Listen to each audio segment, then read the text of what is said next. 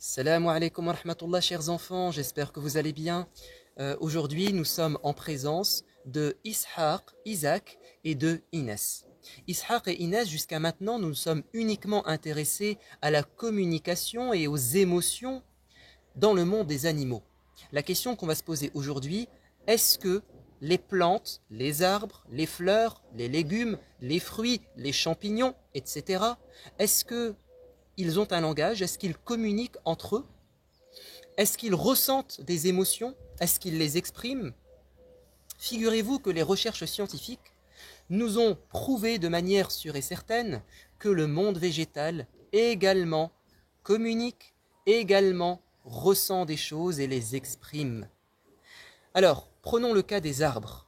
Vous savez, les arbres qui sont dans une forêt, ils sont comme des amis qui communiquent entre eux, qui se disent des informations, mais comment? Par un langage secret, un langage silencieux que nous n'entendons pas, mais il existe bel et bien. Vous savez, ils relâchent des odeurs, des molécules chimiques, comme un alphabet, comme des lettres, pour transmettre des messages d'un arbre à un autre. Un arbre va, par exemple, dire à son voisin qu'il est en train de pousser très haut et que lui ne doit pas l'empêcher de pousser, ou bien qu'il est en train de faire grandir ses branches et qu'il ne doit pas empiéter sur l'autre pour que les branches ne s'entrelacent pas. Ils font en sorte de coopérer, d'être solidaires et de ne pas s'embêter. Et ils communiquent également à travers tout un réseau de racines dans le sol avec l'aide des champignons. Et c'est ça qui est incroyable, c'est que les champignons cèdent par l'inverse plutôt, les arbres cèdent des champignons pour pouvoir communiquer comme s'il y avait un réseau de câbles, d'internet, de téléphone. Ils se disent des choses. Par exemple, l'acacia, qui est un arbre en Afrique, dans la savane, lorsque les girafes ou bien les antilopes viennent manger ses feuilles, ils considèrent que c'est une attaque. Alors pour se défendre, il va sécréter dans ses feuilles une substance toxique qui s'appelle le tanin. Et il ne pense pas qu'à lui. Il va avertir par le sol et par l'air, par des molécules volatiles et par des signaux à travers le sol, il va avertir ses voisins de la présence d'un danger. De sorte que si ces animaux quittent l'arbre et se rendent vers un autre arbre à proximité, ils ne pourront pas manger les feuilles, car tout le monde s'est mis en mode défense. Ce qui est encore plus incroyable, c'est que les plantes, les arbres peuvent communiquer avec certains animaux, avec des insectes. Lorsque la plante qui s'appelle le tabac est attaquée par des chenilles, qu'est-ce que fait cette plante? Elle envoie des molécules pour appeler au secours les guêpes qui vont venir piquer les chenilles, les paralyser, pondre leurs œufs. Ainsi la plante est sauvée. Quelle entraide, c'est incroyable. Également, nous savons que les plantes ressentent des émotions. Ils peuvent avoir peur. Lorsque tu leur cries dessus, lorsque tu les insultes, ça peut les empêcher de bien grandir, de produire beaucoup de blé, si c'est une plante de blé par exemple, ou de maïs. Autrement dit, tu es invité à dire des bonnes choses, à tenir des bons propos, à ne pas faire de mal à une plante parce qu'elle ressent la douleur. Et nous avons une magnifique histoire qui nous a été rapportée de manière sûre et certaine. Le prophète de l'islam avait l'habitude, lorsqu'il prononçait un sermon, un discours, il avait l'habitude de s'appuyer sur un arbre. Et c'était un tronc de palmier, mais les femmes qui étaient au fond de la mosquée n'entendaient pas assez bien le prophète. Et surtout, elles ne le voyaient pas.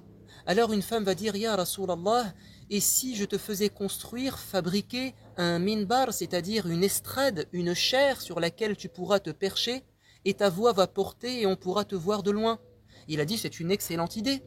Cette femme va faire fabriquer ce minbar, et quand pour la première fois, le prophète va monter sur le minbar, sur les 3 marches, et qu'il va commencer à parler, les gens vont entendre comme les cris, les pleurs, les gémissements d'un enfant triste. Et le prophète va descendre, se rapprocher du tronc et il va le calmer en lui disant « Ne t'inquiète pas, si tu patientes, tu seras au paradis et tu seras peut-être même avec moi au paradis. » Même les plantes et les animaux aiment la compagnie du prophète de l'islam, car il était une miséricorde pour toute la nature, il a défendu même les arbres, il nous a demandé de prendre soin d'eux. Voyez-vous, les plantes ressentent des émotions, elles communiquent à travers un réseau de racines, bon, beaucoup plus grandes que celle-ci, parce que là c'est une petite plante, et là c'est un chardon, c'est une racine unique, mais les arbres, eux, ont pas mal de racines très longues, très diversifiées dans le sol. Alors, qu'est-ce que signifie le prénom Ishaq et le prénom Inès? Ishaq, c'est comme les prénoms de Moïse, de Ibrahim, de Youssouf, etc. Ce sont des prénoms qui nous sont parvenus d'un peuple qui s'appelle le peuple des Hébreux, les Juifs. Ce sont des prénoms qui sont évoqués dans le Coran et ils font souvent référence à des prophètes que nous aimons, que nous suivons. Alors Ishaq, c'est l'un des deux fils de Ibrahim. Qu'est-ce que ça signifie dans la langue des Hébreux? Ça signifie celui qui sourit. Vous savez pourquoi? Parce que Ibrahim était très âgé et sa femme ne pouvait pas avoir d'enfant. Et des anges sont venus leur rendre visite, et il lui a annoncé la bonne nouvelle qu'ils allaient avoir un enfant. Et quand Sarah a entendu cela, elle a eu un large sourire de joie, et elle a appelé son fils Ishaq, qui signifie celui qui sourit. Quant à Inès, ça vient de l'Uns. L'Uns, c'est la proximité, c'est aussi celle qui te donne du réconfort, de la paix. Voilà, Ishaq et Inès, ce sont deux magnifiques prénoms. Sois fier de ton prénom si tu t'appelles ainsi. Je vous dis à bientôt pour une nouvelle vidéo et également de nouvelles aventures. Wassalamu alaikum wa rahmatullah.